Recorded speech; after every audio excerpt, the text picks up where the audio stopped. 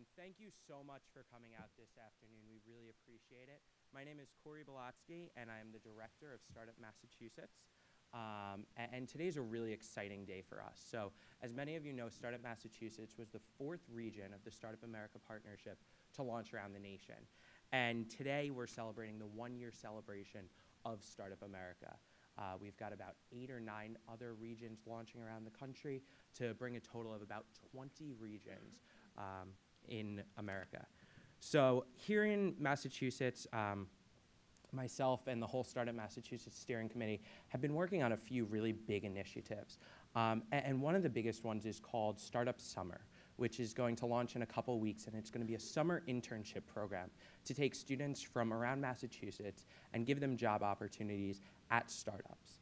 And it's very fitting that we're here at Northeastern today because Northeastern is the global leader for experiential education and also a huge player in our community and around the nation for entrepreneurial education.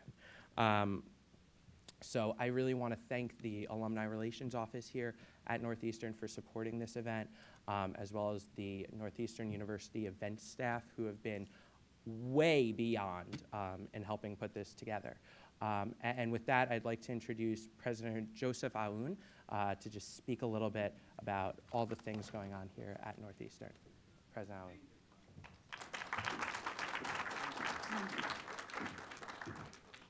Thank you, Corey.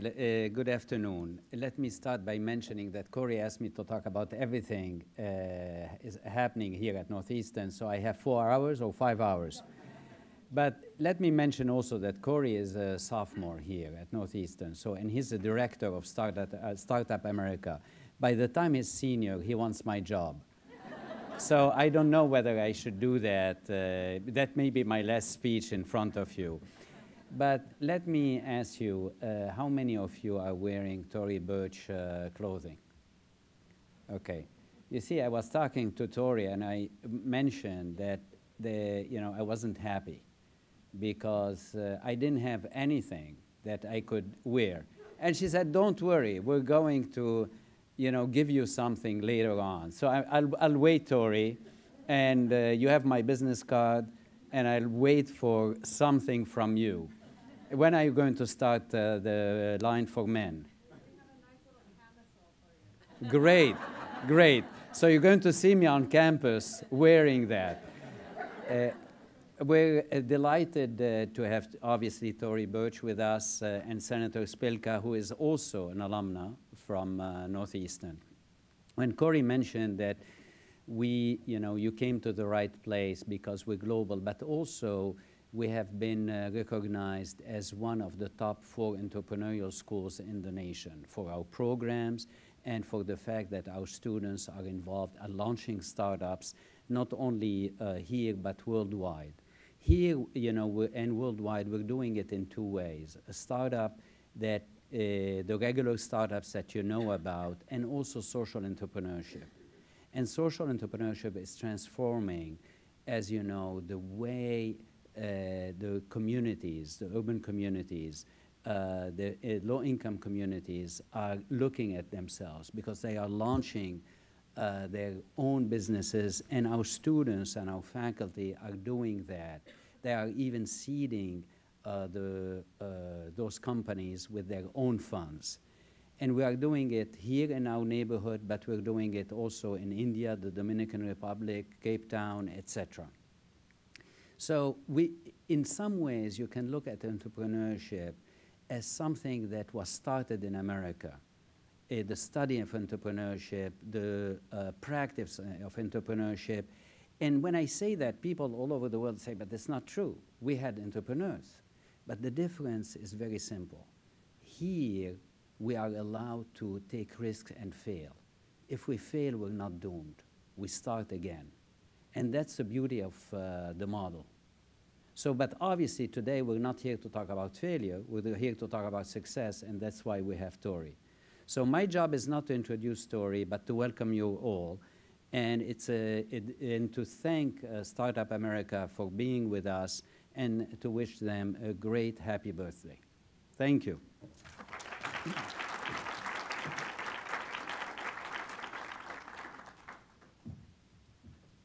Thank you very much, President Allen.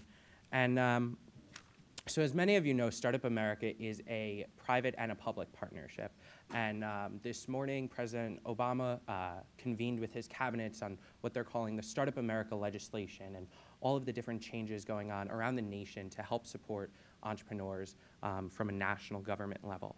And today, we are one of 14 regions around the country convening entrepreneurs and investors and startup enthusiasts to really celebrate entrepreneurship. And in our Commonwealth, though, we can't execute these just as the private sector. We also need a lot of support from our state government. And I'm very happy that we have here Senator Karen Spilka, who represents the 2nd Middlesex and Norfolk district. She's also the chair of the Joint Committee on Economic Development and Emerging Technologies, and the Senate chair on job creations and a whole bunch of other things. And we're very fortunate to have Senator Spilka here, and I'd like to have her give a few words on what's going on around the Commonwealth.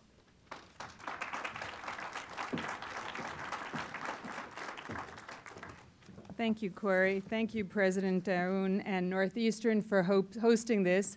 It is my alma mater. I always love coming back here, and it's wonderful to find out all of the new and innovative things that are going on here. How many students are here? The majority, practically. I want to say this is an official invitation for when you graduate to stay in Massachusetts. We need you. The fact that you are here and interested in entrepreneurial, the spirit, the innovation, Massachusetts is, I believe, the center of innovation and the center of the entrepreneurial spirit. First of all, I want to say also congratulations and happy birthday, happy anniversary to Startup America. It's great. This is very exciting, not only to be here for its first anniversary, but to have Tory Burch here to help us celebrate. The American way, the innovative way, is at the foundation, at the heart of Massachusetts. And it's not only alive and well here, but it is being consciously cultivated. It's being consciously cultivated in schools, such as Northeastern. It's being consciously cultivated by businesses across the state and the CEOs. It's being consciously cultivated by businesswomen like Tory Burch, who will speak to you today, who are taking the time, and they don't have to, but they're making the conscious effort to take the time to sit down with potential entrepreneurs, listen, to nurture, and to help young entrepreneurs. That is what keeps this going. And I am here today to say it's being cultivated by government. And you may ask, what is government doing? You know, what role does it have to play? Well, I'll let you know that what we are trying to do is help where we can and then get out of the way to let the entrepreneurs, to let the folks that are creating jobs create those jobs, and we step out of the way. But we do provide a foundation and some support, which I'll go through just some of the programs, because some of them I'm really proud, and I'm really proud that we in Massachusetts are at the forefront.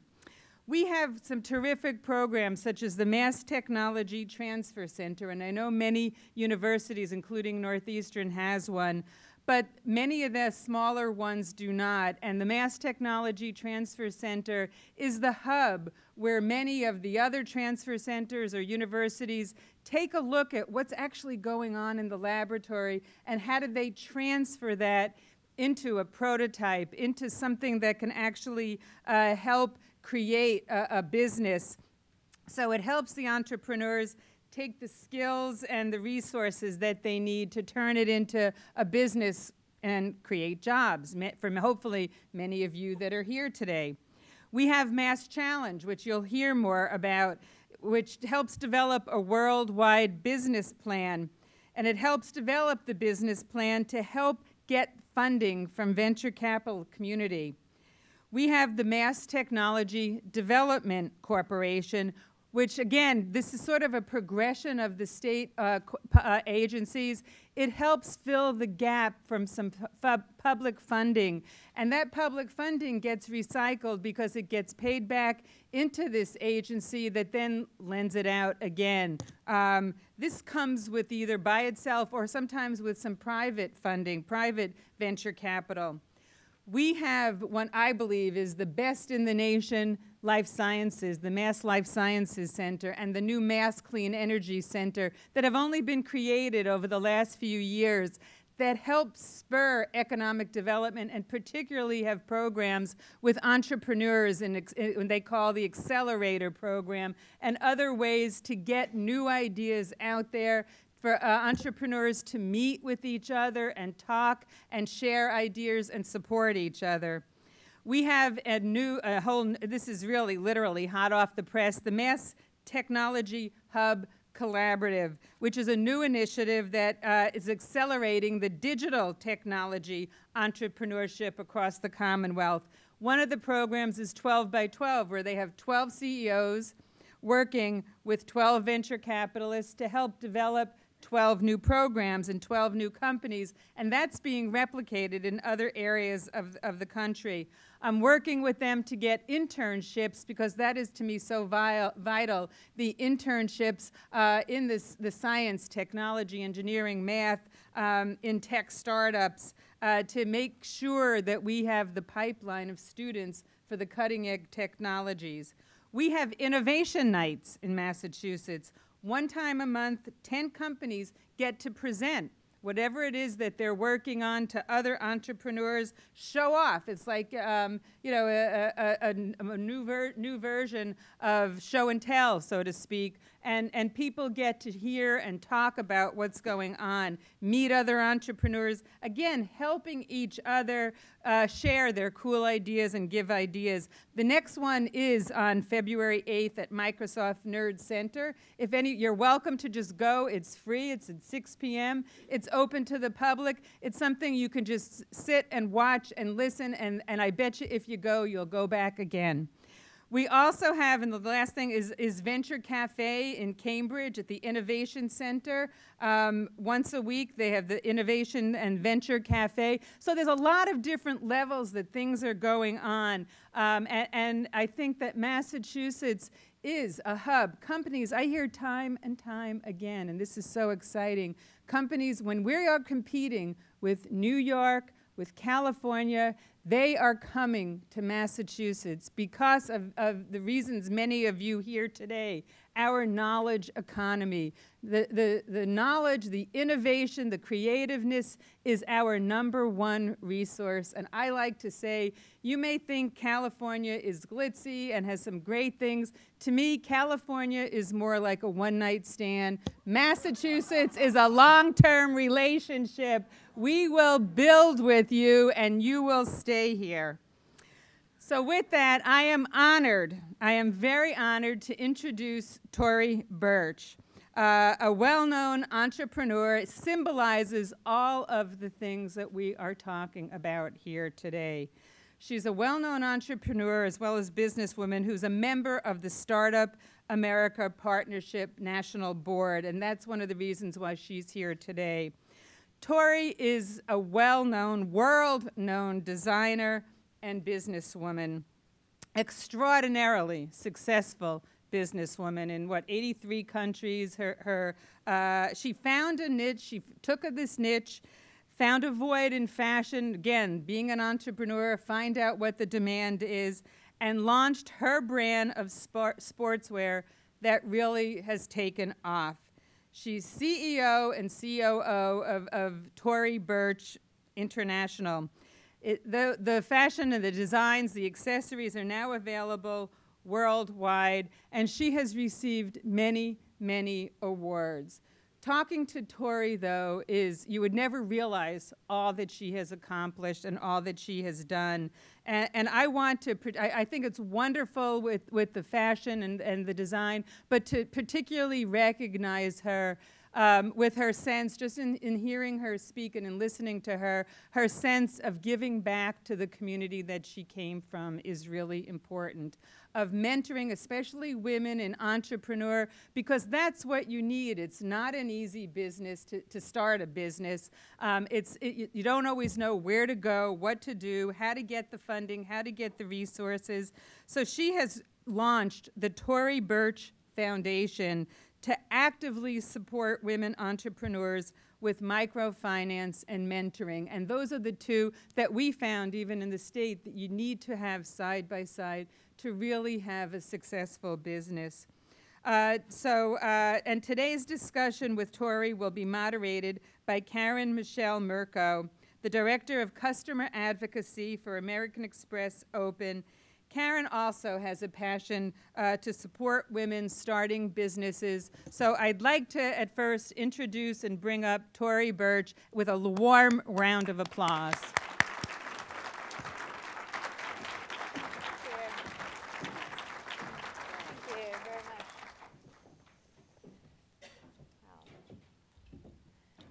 Thank you so much.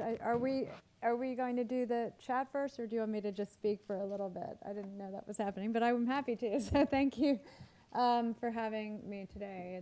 I just had lunch with 8 entrepreneurs, and it was inspiring to hear their stories, because so many of their stories were things that I myself was going through when I started the company almost exactly 8 years ago. It was Fashion Week 2004.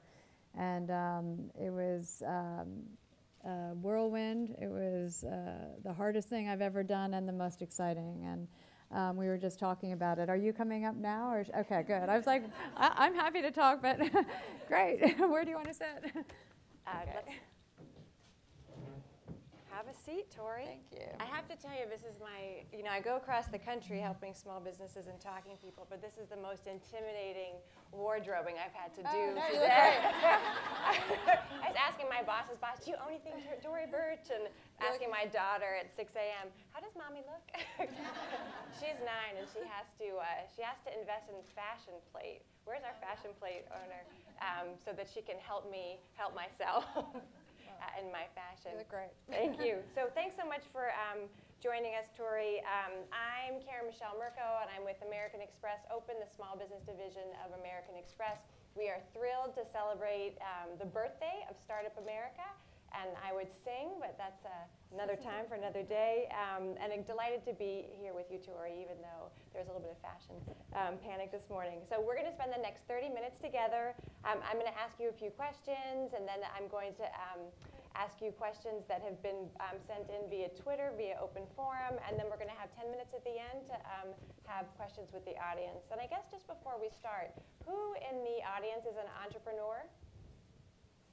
Raising my hand. Fantastic. And then of those, who is actually in the process of launching?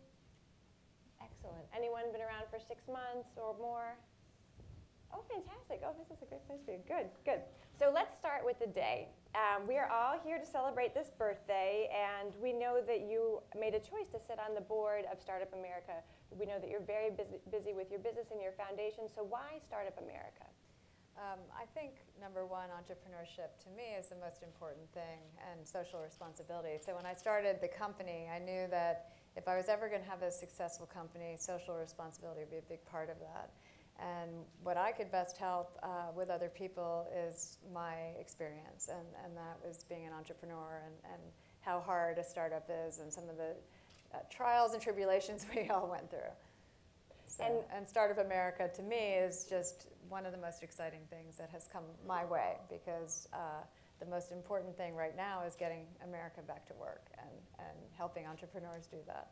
I absolutely agree, and these high growth businesses really being the backbone of the change in the economy and job growth. What are some of the trends that you've seen, about the need for these programs? Some of the women that you met today and the incubator programs that they came from. What are your sort of thoughts on those? I mean, I think mentorship alone is so key and important, and I think the idea of also introducing entrepreneurs to each other is also very important, so they can support each other, so that they can share the things that they are going through and share their experiences with each other. That's something that we do as we go into different cities. Is we have mentorship events, but I think one of the most valuable things that comes out of those events is that we're introducing the entrepreneurs to each other, and then they have these relationships going forward. When we were at lunch, you were talking about when you were first starting your company that you were finding mentors and making connections. How did you go about doing that? Well, it's funny. I mean, I think there's so many fathers of my success, and I think that is true because when I first started, I came up with this concept, and I went to people that I admired in our industry. I didn't even know some of them. I just cold called them, and I said, can you just take a look at these books I've put together and this idea for a company I have? And I am definitely an information gatherer, which I think is very important, but I also think it's a very important thing to have your own point of view and your focus, and listen to other people's thoughts, but really make it your own. Cold calling strikes fear in my heart. How did you, was that something that had struck fear in your heart? Well, not everyone called me back. Yes. It definitely did strike a little bit of fear, but I think that it piqued people's interest. I think that, I think it's how you position it and how you talk about it. And I think a lot of it is the first sentence on that call. Yeah, no, of course.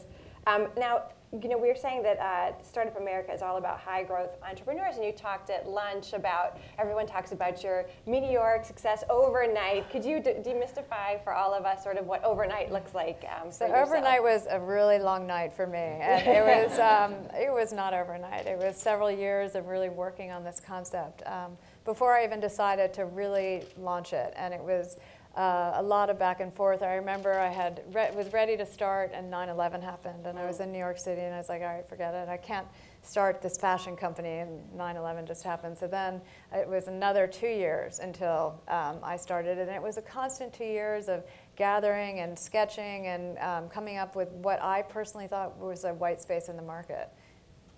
And then how did, you were saying at lunch too, sort of having to balance work-family life. How did you able to meet that challenge? So it was hard. I had taken 3 years off. I had 3 little boys, and they were very young at the time, and 3 stepdaughters. And I was working out of my apartment because we didn't have money for an office at the time, and we thought I could work out of my apartment and do everything here, but it was very frenetic and chaotic, and children running everywhere, and sketches and boards, and the balance was hard. I would put the boys to bed, then get on the phone with Hong Kong, where I had set up an office, and fall asleep in the morning until at 4 in the morning in the phone. And it was that, I would say, and get up at 7, take the boys to school, and it was that for about 2 years straight until we finally got it up and running. And then how did you get to, what was the decision point that got you out of working out of your home, sort of into your own office? Well, we had about 16 employees, so we were there for a while, and it was necessity. I was tired of making them lunch, essentially. So, but we needed an office, and we saw some success with some of the sales, and we knew that we were onto something, and we knew we needed to set up the infrastructure to build it. I know. And it was one room. I might say our first office was one room, and we just had cubicles, and that was where we were for the next 2 years. I know that right now there's a big, creating sort of these ecosystems for entrepreneurs, that they come to the cafe that Senator Spilker was talking before, sort of these spaces where entrepreneurs congregate. Would you recommend, with your own experience, sort of that you start working at home, sort of go to a shared working space, or how do you make that kind of decision where you work? I mean, for me, working at home worked because of my situation and being a mother, but I have to say, I think the idea of how you work and the space you work is something I give a lot of thought. And as we're moving into another office now, I want to really maintain that camaraderie, and I want to maintain a small environment where we interact with each other, and we sit different people next to each other that don't necessarily interact, because it's amazing to me what comes of that and the innovation that comes out of that. So I want to always be careful, and I say this to my team, I don't ever want to get too big where we're too grand, because for me it's really keeping the culture where it is and keeping it down to earth. That's funny. At lunch you were talking about how you brand your store and all the different stores, but it seems like there's a high focus on almost branding, if you will, within your office, so that you make sure that these different parts are united that are potentially not united all the time. No, it's true. We want the interaction. When we want finance to interact with PR, and that's something that doesn't always happen in companies. And I think it's a very important element of what's working in our company, is that we really feel the culture is really brought together. Speaking of employees, I know that it's always a challenge talking to entrepreneurs about deciding when to bring in your first employee and who that first employee is. What was your experience, and how do you talk about that with others? Yeah, so I really think it's about going with your gut, but also necessity. And we were very bare bones in the beginning. It was me. I had no design experience, so I was sketching poorly, and I knew I needed to have some people come in and help me sketch and actually translate my thoughts onto paper. So that was our first employee. Then I knew that I needed someone to help me. I loved business, but I wanted someone to really help me in that area. So I hired an analyst from Goldman Sachs who was 25 years old. And so it was trial by fire. We were learning on the job, and we still are. I mean, it's definitely still like that. And then, so how do you were saying that you never want the team to be too big? I mean, sort of given the size of your company, how as a CEO and a leader do you maintain that intimate space? It's hard, and I think we now have 1,500 employees and about 300 that are part-time. So we have about 1,800 people around the world. And something that I talk a lot about to our team is, number one, we did a culture survey, and we really learn a lot from that. And we do it for a reason, because we want to act on what our team is saying. And it is about communication. It's about making sure people are in the loop, but also not making too many people in charge of making decisions, because that's chaotic in itself. So we want people to feel as if they have ownership in what they're doing, but we also want people to understand that this is a company that is, we want to be careful with how much. So you have, so you're able to, even at your size, able to remain nimble in your decision making. We need to be nimble and also be flexible, and we also need to hear what the employees are feeling and saying. Excellent, excellent. What would you say, in general, your sort of guiding principles as an entrepreneur are? Oh, I think it's be tenacious and believe in yourself and your concept. I always say I'm best at surrounding myself with great people, hiring a great team that you believe that you don't have to micromanage. And as the team gets bigger, I can't be pulled in so many directions, so I have to have good faith that they know where my head would be in certain decision making. So it's all about the team at the end of the day for us. It really is. This is, I was just actually meeting with an entrepreneur on Friday, and she, sort of was the CEO of her firm, smaller firm, 13 folks, and you could sort of see her struggling with dumping everything in her mind sort of into her employees and into sort of a larger process and system.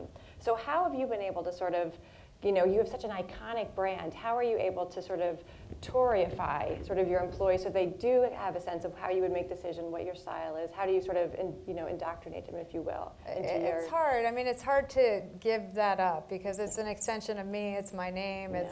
It's on all those levels. Design is harder than the business end for some reason, because the design, I do see every single piece that is made, and that's a lot if you think about all the categories between handbags, footwear, shoes, jewelry. So business, I have a little more leeway in letting the team, but design now, I think it's getting better, and I think it's a learning curve. I think that when they spend time together with me, they're learning it, and now that is happening in design as well. So it's just learning each other, working together, and I think getting to know one another. And as the owner-founder, making choices that you really want to be involved in the design, and that you can sort of delegate other parts, but you really have to see all the design, because this is really who you are and sort of your style. It is. It's unusual in our industry to have the designer also be the CEO, and that's what the balance for me is. It's trying to figure out how I can really be on top of the business, which is obviously very, very important, but also the product at the end of the day is very important as well. So it's finding that balance and how to give people the ability to take it away from me, which is happening more and more. Excellent. I'm so excited to see, certainly as a mother and supporter of entrepreneurs, so many women in the audience today, and so I'd love to turn a little bit to female entrepreneurship. American Express Open put out a report called The State of Women-Owned Businesses, which was using census data, and so we found in 2005, only 1.8% of all female entrepreneurs got over the $1 million mark in revenue, and that's unfortunately still the same in 2011. What are some of the tips that you would give to women entrepreneurs who are looking to move from sort of a sole proprietorship model to a high growth mindset? I think women have to start believing in themselves, and they have to start apologizing. And I think women in general are scared to ask for a raise. They need to be able to know that they need to know their self-worth. And I think that's something I talk a lot about to young girls and also women in business. And realize that they are doing the same work as a man. And I was laughing the other day because I was introduced as a woman CEO, and I got up and I said, well, I've never heard that before because I never hear a man being introduced as a man CEO. Yeah. And there has to be this new, I think women are onto it, and I think women are banding together to help this situation get better. And then can you talk a little bit, Senator Spilka mentioned this before, how you're doing that with your own foundation? So our foundation empowers women through microfinance and mentorship. And what we do is not only are we interested in giving those small loans, but we also have mentor events where we have about 100 entrepreneurs come to our office 4 or 5 times a year, and then we have 10 mentors, and it's almost like speed dating throughout the night. And they go from table to table, and really there's no question that is off limits. And we have fantastic mentors. We had Mickey Drexler last time and Bobby Brown, who started her makeup line out of her garage. So I think all these people that we have, and it's all industries, it's not just fashion. We have tech, we have education, we have attorneys there. So it's really about helping them figure out how they get a loan, how they do anything that happens to do with being a startup. Excellent. And then, sort of given your experience with Startup America and your foundation, are you seeing any trends with women entrepreneurs? Like, we know from our report on the state of women-owned business, there's no such thing as sort of a women's business anymore, that women are in construction, they're in IT, they're in high tech. Like, are you seeing any trends with the women entrepreneurs that you're meeting? I mean, the women I meet are taking care of their family, they're multitasking, they're paying back their loans, they're investing back into their communities, and they're inspiring. And that's sort of how I see it. I meet these women, and it's inspiring to me, and seeing how I could help them in any way I can. For me, and my company. I think out of the 1,500 employees, we have about 1,200 that are women. So it's very woman-focused. Sorry for the men in the room. No, that's absolutely fantastic. I had no idea that you hired such a lovely. Good. So I guess we wanted to get to some of the Twitter questions that came in. One was from @JMGCARR. Tory, what's the larger indicator of potential success for a business? Is it finance or product ingenuity? Well, I think it's probably both. I think at the end of the day, if the product isn't there, you're not going to have the other. And the product is the most important part, because if it doesn't sell, where is your business? I'm trying to shorten it for Twitter. Yeah, no, I'm trying to write that down, 41 or less. And then Lindsay, who we met at lunch from Harper Lee, she was so enamored, as we all are, with your logo. How were you sort of inspired to create your logo, and what was sort of your inspiration for that? I wanted a logo. I was very interested in the whole idea of branding, and I'm not really a logo person per se, so I wanted it to be more of a design element. And I went to a company and I said, I want a logo, but I want to be able to wear it myself, and I want it based on tees and inspired by an interior designer named David Hicks from the 60s. And they came back with probably 200 options, and it was the first and only one I went to. It was a very emotional connection as soon as I saw it. Fantastic. And then this is mine from KM Rico. You were talking today about, and everyone I think at our lunch was having issues with finding the right manufacturer, finding the right producer. What are the tips that you give around production and manufacturing? I think it's, you have to learn the factories, and I spent a lot of time in the beginning going to the factories, meeting with the owners, and seeing what their work environment was. That was very important to me. I wanted to see what the conditions were. Wanted to make sure there weren't younger children working there. And then the quality standards. I mean, I think it's something that you really have to spend a lot of time is really getting to know factories that are good for you. And how did you find those factories initial? Were they word of mouth, or? I actually was lucky enough to meet a woman in Hong Kong that had worked in our industry, and she took me from factory to factory. Excellent. So that's the end of my questions, and we'd love to be able to open it up to the audience. Does anyone have any questions? Yep. I work in college media, and the retail thought is kind of ubiquitous.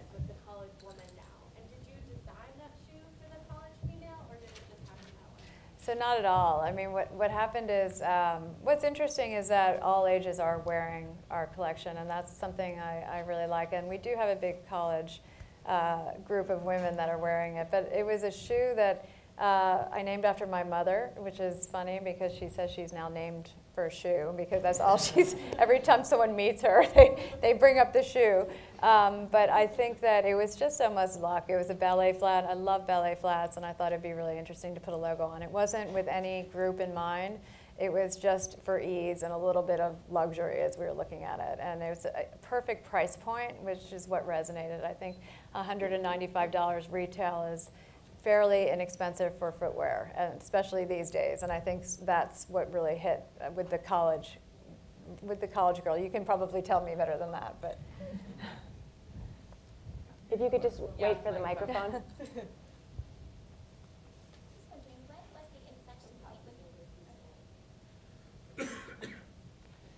When you started your sales, when did you know that you would hit the inflection point where you really had a great success? I didn't hear that first part, sorry. When you started your sales, when did you know that you had a great success?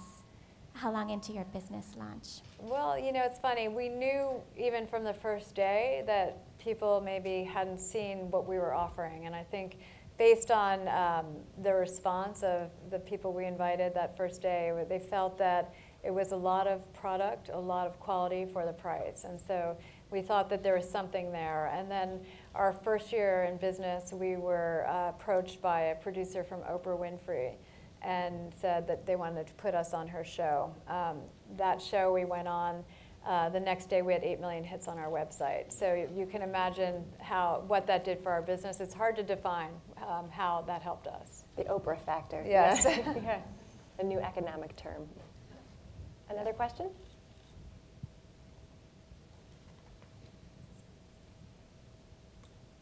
Hi. I'm wondering, how did you identify the need, that niche that you identified at the beginning? Like what white spot that you mentioned? I think simply it was things that I personally was missing and friends. And it was just, I thought, I want to find a great cigarette pan or a great trench coat or just a great pair of ballet flats, but I don't want to be spending Yves Saint Laurent prices. And being in fashion and growing up in fashion, that's what I saw. I saw the markup, and I thought there had to be a way to really design beautifully well-made things that weren't a fortune. So it was personally what I wanted to wear.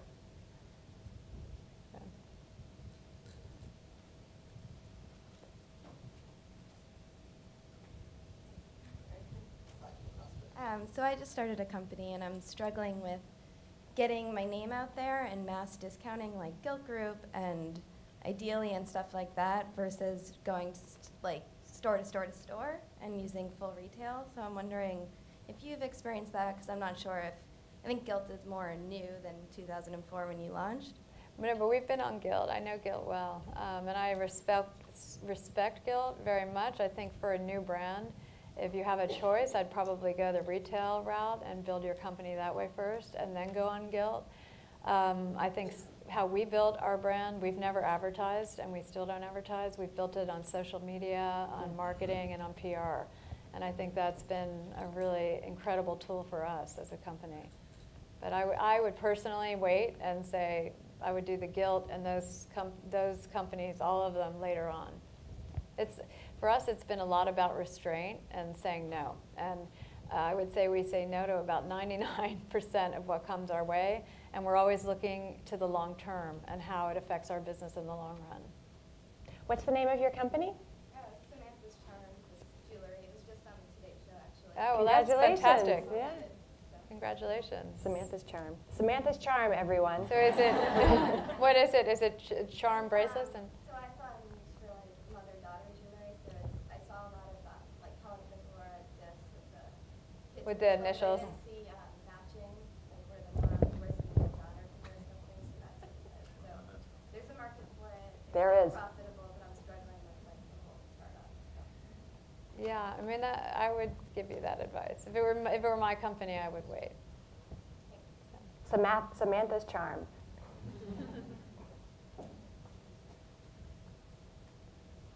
Hi, good afternoon. My name is Veronica Chapman, and I'm a founder of a business called My Crowning Jewel, and we design beautiful head wraps for women. And I have a question about, so we're launching in April, and there's this whole, I feel like I'm impatient, naturally. So I feel like choosing the designs, choosing which fabrics we're gonna release first. You know, right now we're using the strategy, pick our fabrics, release them, respond to the market, and then pivot if necessary. Can you share any experience of when you've released a design and you've got feedback like maybe it should be in fuchsia and how you've adjusted to the response of your customers? So when we first started retail, our first account was Bergdorf Goodman, and Ron Frasch, who was running Bergdorf at the time, came in and looked at our line, and he said, the fabrics are way too heavy. And I said, no, they're fine. I mean, I would wear all of these fabrics. Every single fabric that he recommended was too heavy, didn't sell one piece. And so I feel like it's a learning curve. I think you have to come up with your own concept, and you have to believe in your own fabrics. But it is good to hear what the market is saying as well. Thank you. Hi, how are you? Good. I was wondering, which of your accomplishments are you most proud of and why? Besides my children.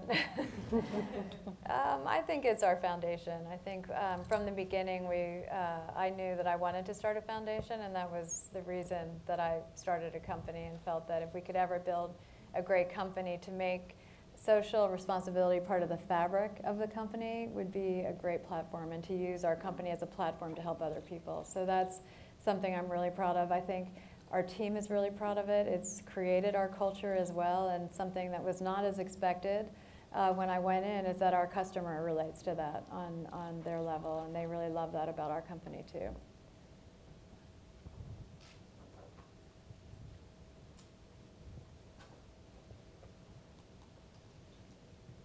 Hi, I'm Claudia from Casa Couture. We met earlier. Yeah. I wanted to ask you, for companies that are currently like startups that are bootstrapping, when is the right time to start to look for outside financing, and what would you recommend as good sources and places to seek that, especially for a consumer products company? Yeah, no, I think, listen, I think you know what your needs are from a financial standpoint. When we realized that we had certain things we wanted to do, and whether that was the Hong Kong office or getting the first collection, I did a round of friends and family, and that was a way that I went. I put some very small amount of mine and my ex-husband's money in, but then we also did a round of friends and family. And I preferred that over private equity for us, because I feel that as much as you can keep to yourself without going the private equity route, for me personally, was the right decision. But it's really about when you need it, and essentially how you do it and how you structure it.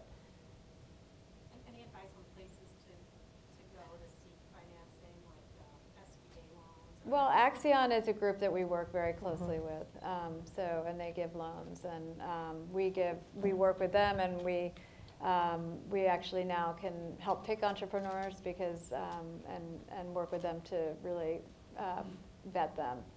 So that would be one group I would look at. It's hard for women to get small loans from banks. We know that. So we have to go in other sources. But I would say Axion, and they have a branch here in Boston. Yeah, they're nationwide. Yeah.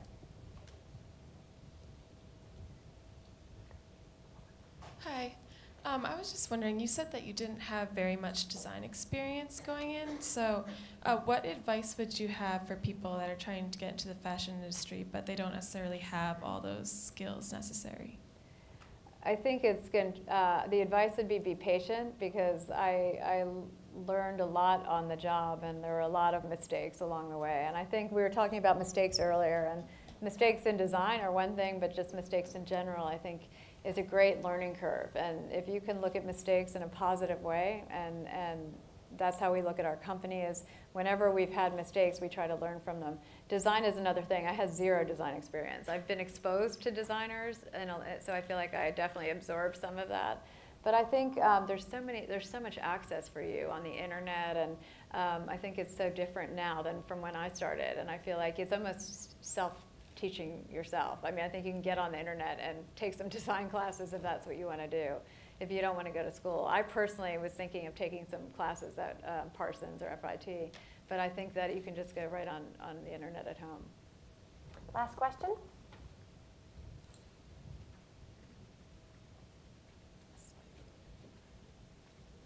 get some male I know. action in there. Yeah. Sorry. My name is Michael. I work for a company called TaskRabbit, founded by another amazing person who happens to be a female. And Leah Buskey, she always talks about you mentioned mentorship, and she had some incredible mentors along the way. I'm just want to know a little bit more about, who maybe were some of your mentors and how valuable that is to, some of these female and or male entrepreneurs in the audience. Yeah, I mean, I think when I did the Fortune Summit, and they asked me who my #1 mentor was, and I think it was my brother. So I think part of helping me with this family is helping me with this business has been my family, and really that support system. There's a woman named Evelyn Lauder who is a mentor of mine, and she just passed away. Just the way she looks at business, the way she treats people.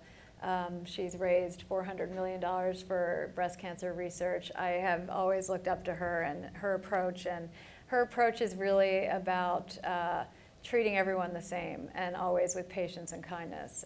Someone like that you meet and you're just in awe of.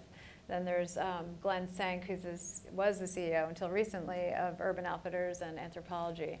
And he's helped me a lot. He's on our board, but he's helped me a lot along the way too with different advice. I think mentors are key, and that's I have a lot of different kinds of mentors. So. Well, thank you so very much, Thank Tory. you. We could be here with you for hours. So quick. Thank you very much. That was great. Sorry, I went up there. Thank you.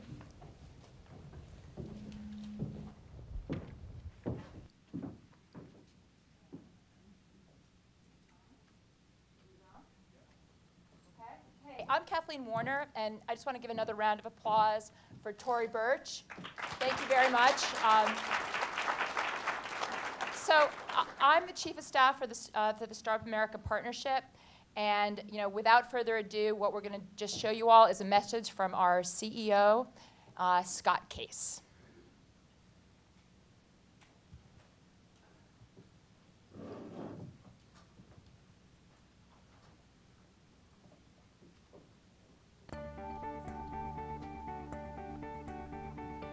Hi, I'm Scott Case, the CEO of the Startup America Partnership, and I'm just thrilled to see the progress is made in just our first year here across the entire country. In fact, right now, 15 states are hosting fantastic events that have become startup regions with over 3,000 people attending all across the country. It was only a year ago today that the Startup America Partnership was launched at the White House with our partners, the Case Foundation and the Kauffman Foundation, really leading the way. I'm Steve Case, and I want to talk to you about Startup America that we're proud to be announcing today. Startups are the center of everything we do at Startup America. And the reason is that startups that grow are the job creators in America. In fact, all the net new jobs created in the last 30 years were created by companies less than 5 years old. Companies just like the ones sitting in the room around you. And that's the basis for everything that we do at the Startup America Partnership.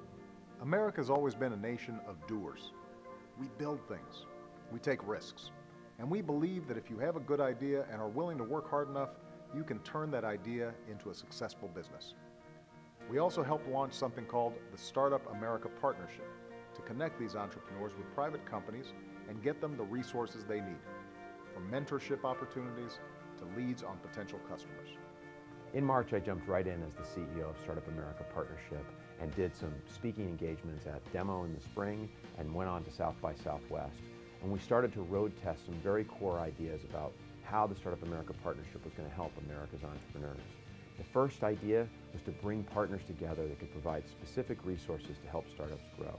The second core idea was partnering with leading entrepreneurs in regions across the country to work to help strengthen their ecosystems. And finally, how could we celebrate the amazing startups from all across the country and help them raise their visibility and ultimately raise their game? We began with our partners and started to think, okay, what kind of partnerships do we want to bring? And we identified 5 key areas that we felt every startup could benefit from: expertise, support services, talent, customers, and capital. And in April, we announced our first round of partnerships from companies like American Express and Microsoft, Intuit, Ernst & Young, and many more. And together, they collected over $400 million in in-kind resources that could help America's startups grow. We then were approached by the amazing people in the state of Illinois, including Governor Quinn, Brad Keywell, and Kevin Willer, and launched Startup Illinois, the first state to take on the idea of elevating the startup game in their area. It was quickly followed by the leadership of Michael Burcham and Governor Haslam in the state of Tennessee when Startup Tennessee launched, and laid the groundwork for many other states, many of the ones that are watching this video right now. Finally, we began to tell startup stories in venues like TiCon, where we told the stories of great companies like Dropbox and many others, and began to broadcast those out so people could see what were some of the great startups that were happening. In fact, we partnered with many accelerators around the country to bring 4 amazing startups to the first ever CGI America. And one of those startups got to stand up in front of 1,000 people and pitch President Clinton on their great idea. This past summer, we were honored to announce our all-entrepreneur board, made up of amazing startup professionals who have had great success. Awesome entrepreneurs like Tory Burch, Nina Vaca, and Lynn Jurek, and Michael Dell, Kevin Plank, Reed Hastings, Reed Hoffman, Fred Smith, Raul Fernandez, Magic Johnson, and Pamela Contag. We also announced our first 4 major corporate sponsors, American Express Open, Dell, Microsoft, and Intuit, all stepped up to help Startup America expand our work and raise our game even higher. And we're incredibly grateful for their support. In September, we partnered with Microsoft and Startup Weekend to do the first ever Mega Startup Weekend. 300 entrepreneurs got together to create 30 teams creating companies in just 2 days. 3 of those companies, one from each track of education, healthcare, and games, got to participate in Demo Fall, where they got to pitch investors, and one of them got a chance at the demo stage to pinch over 400 investors on their newly formed company, only days old. We also launched our platform, the first time we were able to connect startups with the amazing partners we had already connected. And finally, we pitched and launched our next round of partners, $330 million in resources from Leadmaster, Dell, and Dun & Bradstreet. We then went on and saw some amazing new startup regions get launched. Startup Connecticut, led by Danny Breer, and Startup Massachusetts under the leadership of Cory Bolotsky. The launch of Startup Connecticut and Startup Massachusetts really set the stage for 4 more states to join the Startup America partnership. First was Startup Colorado, led by Brad Feld and many great entrepreneurs in the state of Colorado. We then saw Startup Florida launch with Susan Amat leading the way in Launchpad at the University of Miami. Next, we saw Startup Texas launch under the great leadership of John Price. And finally, Chris Renaud kicked things off at the Startup Iowa launch in Des Moines. It's been amazing to see these startups and come together under the leadership of some fantastic serial entrepreneurs all across the country.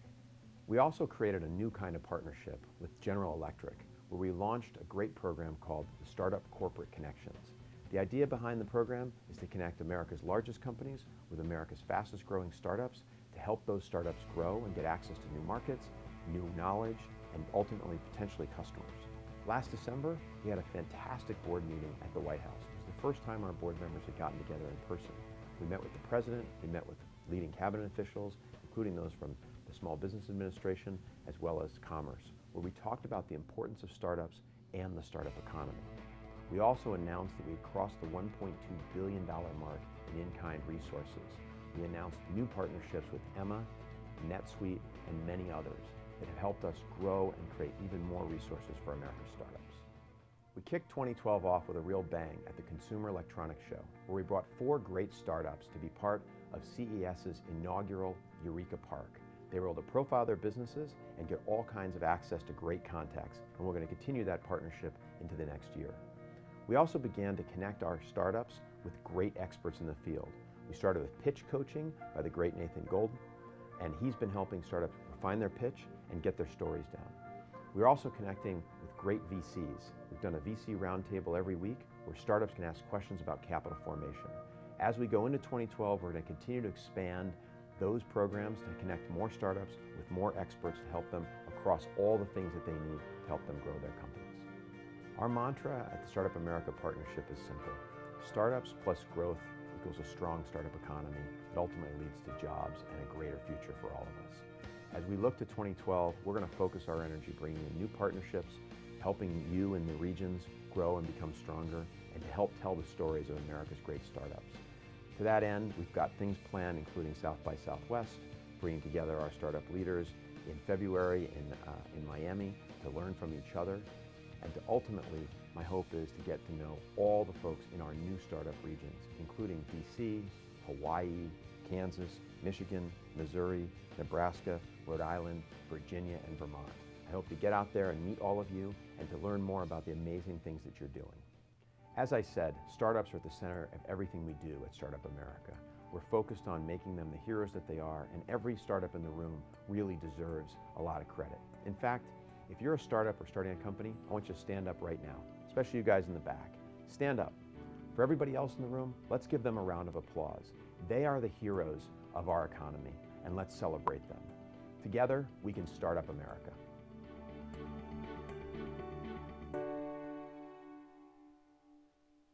All right, well, thank you very much.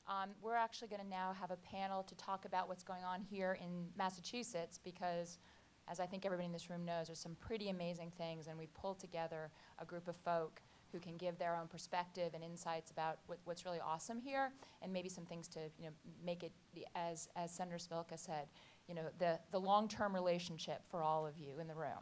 So I'm going to invite up John Hawthorne of Mass Challenge. Just come up and join me. So, yeah, absolutely. So Karen Michelle Milko, Dave Baltar. Hand you a microphone, Dave. And then we had a last-minute change. So hold on just a sec.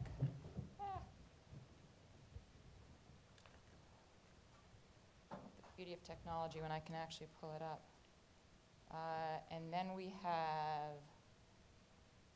Then I have bad eyes. Eric Elenko, who's a partner in Pure Tech Ventures. So thanks for bearing with me. Part of showing the importance of flexibility as part of the entrepreneurial process. Exactly.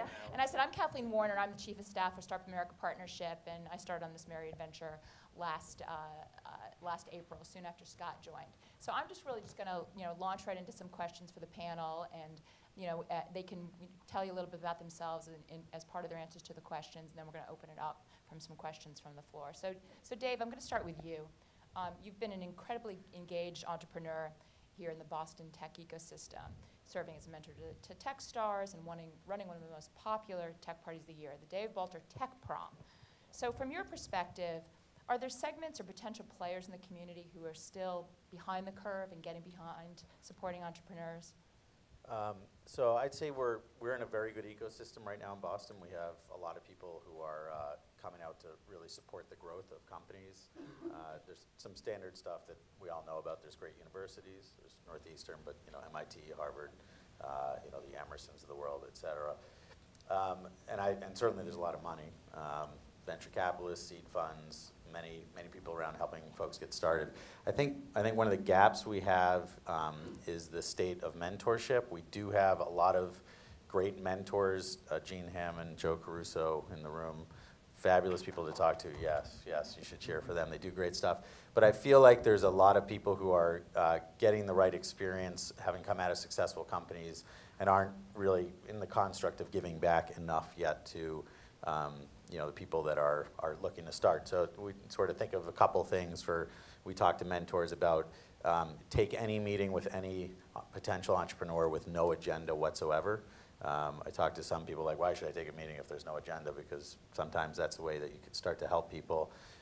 We talk a lot about if you take that meeting, your job is to introduce that individual to 2 other entrepreneurs and 1 other mentor, because it ends up being the network that you put together that will help build the business. So I think it's a gap. I think we have a good system, but I'd like to see more people showing up as mentors and helping companies. So what are your tips for people in the room to get to a mentor? How do you find them, hunt them down, make them sit down with you? I mean, if you're building, any business you're building has some industry around it. If you're in the fashion space, I'm sure you probably know a bunch of people already in Boston who have already succeeded or are doing something you think is great. You can LinkedIn them or tweet them or email them or whatever it is you decide to do, but pick up the phone and call them and say, I want to talk to you. Like, I'm starting something new. Can you give me half an hour just to talk? And I think there's this great fear, this divide between okay, those people succeeded and we haven't yet, so maybe I'm not ready to talk to them, right? So if you're an entrepreneur, my first suggestion is like, don't wait, don't wait till the next step or when I get that first thing to happen or when this happens. Just start the process and you'll see every little step will get you to the next step. And talking to people early, you'll start to create relationships that get you into the whatever stage it is you're trying to get to. Great. John, you're certainly somebody who does not wait and goes for it, biased toward action. With Mass Challenge, you went out sort of the traditional or typical model of an accelerator space. Can you just talk a little bit about why you went that route and why you think it's the way of the future, if you will? Sure. Do you want to use Thank you. So let me first, I'll quickly describe it. So Mass Challenge is the largest ever startup accelerator and competition in the world, and the first to support entrepreneurs with no strings attached. So I think that's the key differentiator between us and the other accelerators is we give away $1 million in cash awards annually, and we don't take any equity in return, and there's no geographic restriction applied. You don't have to stay in Massachusetts or work here or work with a certain set of partners or anything. And the idea, like the core concept behind that was that the world needs more value creation. We were in an environment, the idea was hatched in December of 2008. So by March of 2009, the Dow was below 7,000. The world was it was a terrible, terrible economic situation, like talk of the next Great Depression, 10 years of stagnation. And from within that sort of declining economy, things look really bad. People are losing their jobs, businesses are closing. And so there's this recognition that people in that environment tend to hoard. They tend to think, well, let me just grab onto what's mine and make sure I don't lose it. Yeah. There's like a fear mentality that sets in. But in fact, the answer is to start sharing and collaborating again, because as long as we're creating value, then we're all of our slices of pie are getting bigger. And so what we wanted to do was to swing the pendulum back towards value creation and support the value creators of the world. And the kind of incredible irony is that the people that create all the jobs in the country and that create all the value in the country, as we heard in the video, are like, they're in their mom's basement and in their garage, and they have to stand in line to talk to people, right? Like they have to go to events and wait after the event and try to hunt somebody down and walk them to their car and give them their pitch, and they'll get like a minute, and people often disregard them because they hear so many pitches. Whereas like the top 10 floors of the skyscrapers and all the downtown areas are full of the people that brought us the recession to begin with. So there was this like horrible irony, and we thought, this is wrong. Like we got to flip this equation. So how can we help the people that are in their mom's basement, in their garage, trying to accomplish their dreams and their goals, who can bring us jobs and growth? And the accelerator model is a very established model. It's very good. It's very effective model. And the competition model, which I had seen at MIT through the 100K, is a great model. And it's really kind of a watering hole model where it brings everybody from all the different disciplines and industries and groups and student organizations, et cetera, all into one place. And it creates an automatic celebration platform of the winners, and everybody learns through the process. So we combine those two. And then the key realization not to take equity was kind of this, if our exhortation to the world is let's focus on value creation and not value capture, like let's all stop being so greedy and focus on just giving, then we ought to be giving as well, and not focus on taking that equity out. And so it's worked great. So far it's been a huge success, and we're really pleased. I think it's inspiring and great. A bunch of our startups are here. We heard some questions from a couple of them. Her campus in Casa Couture, I've seen for sure. And really, and they should identify themselves. Yeah, you guys want to? And did I miss anybody? Is anybody else in here that I missed? Oh, yep. Yeah. So we've got. So everybody, keep your hands raised, and well, everybody will come on. Some of you guys got to ring the bell the other day, right? Woohoo! So definitely, talk to our startups to find out more about what we do. But it's a great, inspiring, awesome environment, and I hope that anybody that is looking to connect with mentors, we connect people with mentors and free office space for 3 months. We give away $1 million in cash. And we make sure everybody gets connected with training and events and all of that. So if you are a young entrepreneur looking to connect with a mentor, look up Mass Challenge, and we'll try to help you out. Great. What John was just mentioning, yesterday Startup America rang the bell at the New York Stock Exchange. And so we turned to a number of our regional leaders, to Corey, to Mass Challenge, to some folks in New York, and we had a couple of great Massachusetts startups. So Art Venue was there back there. Art Venue is a great startup that connects aspiring artists with locations to show their artwork. Sorry. No. Give him a little I was just going to say, can you tell? John's a great marketer and promoter, so it's pretty awesome. So Karen, Michelle, Amex Open has been working for years to help small businesses grow their companies and provide support in various ways, whether it's through Small Business Saturday. More recently, you, thank you very much, has stepped up to be a sponsor of the Startup America Partnership, supporting high-growth entrepreneurs, helping them grow and scale and succeed. Why is it so important for American Express Open and, frankly, other corporate members of corporate America to support these efforts and to support high-growth entrepreneurs? I would, it's going to sound funny coming out of my mouth, but it's a little bit like what John was saying before, that American Express Open is the small business division of American Express. We provide services to young entrepreneurs, high-growth entrepreneurs, in the form of payments mechanisms and online marketing tools. And I think our president has the same idea that John does as far as value creation, that sort of these young firms, these entrepreneurs, these high-growth firms are really who's creating value for the economy. And so as a business, you want to be able to provide more value for those companies so they, in turn, provide more value for America and its economy. And so I feel like we do this work to continue to invest in the success of those firms with the idea that a rising tide floats all boats. That if you make an investment, whether it's with our partnership with Startup America or our work around Small Business Saturday, which is an initiative to help really capture the spirit of people really wanting to shop locally and independently, that through those acts that you're really sort of bolstering the economy and sort of helping America. Can you give us a sneak peek into something that American Express is doing, whether it's programmatically or as a company, to be even more hospitable or supportive of high-growth entrepreneurs? I would say, are the press here? I would say that we're going to continue to have initiatives that have been in line with the initiatives that have gone on in the past that really support high-growth entrepreneurs, that support locally owned and independently operated businesses, that have a digital social flavor to them, and could be coming to you in another holiday forum, perhaps. Great, thank you. So Eric, thank you again for stepping up and stepping in. Really appreciate that. And so PureTech Ventures sort of takes a different kind of approach, or a venture creation entity. So I'd love to hear about that. How is it different, and what is sort of the background of your model? Sure, absolutely. So our model is very different than the typical venture capital model in that we don't actually invest in third-party companies, but rather we start all of our own companies from scratch. So in that sense, we're really an institutional entrepreneur. And the way we start companies, and these are all companies in the life science space across a number of different sectors, whether it's therapeutics, both small molecules, biologics, devices, as well as discovery tools, and also IT. We'll actually start with an area that can be a therapeutic area, such as disease, or it can actually be a concept or even a technology area. And then what we'll do is we'll form a scientific advisory board of really the top experts in the space, typically from academia. And then we'll start to freely brainstorm in a very creative process and say, what should we do? What should we not do? If we could do anything in this space, what would it be? Sometimes we're actually looking at reverse engineering solutions.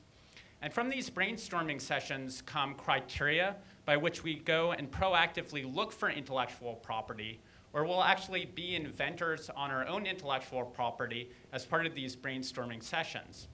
We'll then go and approach typically academic universities and in-license new intellectual property into a company for which we act as the interim management team to drive the company forward and to conduct critical experiments that will either prove or disprove the initial hypotheses behind the companies.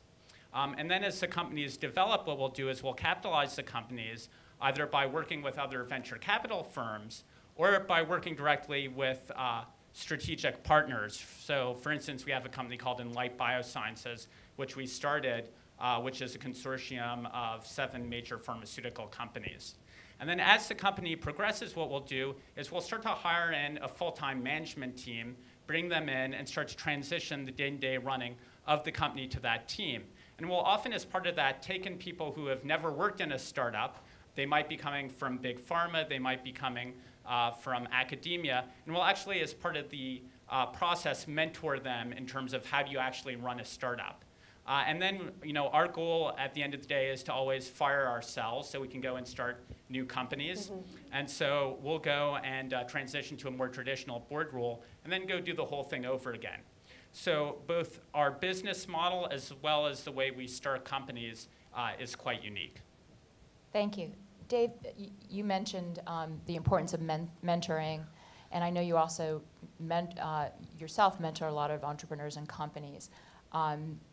Tory mentioned earlier the importance of team building, and as Eric mentioned as well. I'm wondering how big a piece is that in what you're talking about with entrepreneurs, and what kind of guidance do you give to the companies you mentor about teams and team building? Yeah, so there's only really two things that make companies work, and one is the idea, which should be a good enough idea, but the second is people. And you see really two, overly simplified, two types of contracts. You have the amazing entrepreneur who has this incredible vision and will drive everything, but struggles a bit to build a team around them. And that's one thing you want to teach that entrepreneur, that sometimes as amazing as you are and as driven as you are, it really has to be about a whole working unit as opposed to just what you can provide. Early I'm on my 6th startup. In the first and second, it was probably my show with a couple people who hung around, and that was fun for me, but not for the investors. It wasn't. So I learned myself the hard way of that, of you got to build a team. The second way is really sort of the more preferred way, which is you get a couple people together who are really ready to build an idea and work in unison as a group early in the process. Partnerships, teams are like marriage. There's no makeup sex, at least with the teams I've been on. So you have to be really, really conscious about all the things that make team and partnership dynamics work, which is over communicating and really being considerate of your peers, and everyone's going to make mistakes, and those things happen. You got to fix them. You got to work as a team to get there. So if a new entrepreneur sort of comes to me day one, and the idea is sort of rich enough and all that sort of stuff, the first real long-term dialogue comes around: what type of team do you have? What type of team are you building? How do you support them? How do you transfer what you have to them to make them better at what they do? So. Great, thank you. So John, as a MIT Sloan graduate and having worked with both MIT and other universities, wondering your sort of perspective on the role that universities plays in their connections with startups in the larger entrepreneurial community. So, for sure here in Massachusetts, it's huge. It's the foundation of all of our entrepreneurial strength comes out of the universities. And we have a really deep field, which is great. And we have 10 universities that would be the best at entrepreneurship in any other state on their own. And then all together in unison is great. So there's a ton of different things that come out of universities. One is just ideas, right? They pour a lot of money into research and development. So I think Massachusetts has around double the national average per capita spend on research and development. And that all flows through the universities. MIT has a nuclear plant on the campus. That's weird, right? That's abnormal, right? But that's just intense research, right? It's amazing. I remember walking around the campus the first time and finding a wind tunnel. I was like, we have a wind tunnel? That's crazy, awesome. Right? But it's awesome. So that's one, is that they spend a lot of money on research, and they attract really smart people, both the professors and then the students. And so they get really far with research because they spend money and they put talent on it. And then that produces a lot of ideas. Some of the professors want to stick around at school, but there's this constant flow of smart people. So what do we, graduate roughly in the vicinity of 100,000 people a year. That's a huge amount of people to be adding to a labor force that are really talented and freshly talented in the latest technology and trends and everything, and that are looking for work.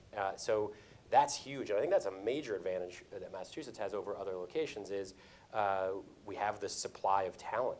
And that's one of the, all of our costs, we give away $1 million, that's a big cost. But aside from that, it's all labor. Almost nothing else, we spend money on almost nothing else. And so the ability to have really talented people at reasonable wages because they're young is a huge strength and advantage.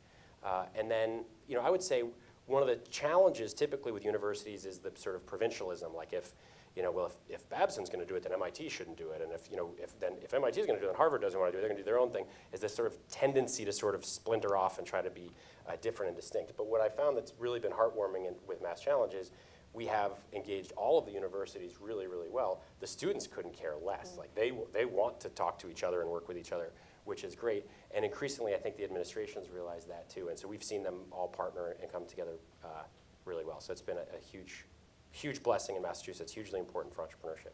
Yeah, and I know with Startup Massachusetts, their main focus is going to be Startup Summer, connecting in students with startups, really giving students that entrepreneurial experience. Because I know when I was in college many years ago, I wouldn't have thought to go to a startup. Yeah, and it's just a really cool opportunity, I think. So it's a great program that you guys should definitely check out. And Corey is running it. Raise your hand, Corey. Corey is a Northeastern connected person. And I would say, I would say that your president underestimates you. I think junior year, first semester, you'll be president of Northeastern. So I think he's a little bit short of you. So Eric, how do you connect? You talked about how you connected with universities about some of the IP and all that. Do you connect it with as a source of talent as well? Absolutely. And so both for PureTech itself, we've done a tremendous amount of recruiting from local universities, and we think that's really something that Massachusetts and Boston really has a huge advantage when it comes to the talent pool. There's no doubt about that. And then also for scientific talent, not only with regards to academic talent, but also in terms of industry. I think arguably this is the #1 biotech life science hub in the United States. And what happens is when you get a certain critical mass, that really helps both in terms of continually attracting new talent, and also it's just in part the nature of the startup world that either startups get bought, they go out of business, or in the case of the pharmaceutical industry, there's downsizing. And because there's so much great talent here, from our perspective, that actually helps a lot.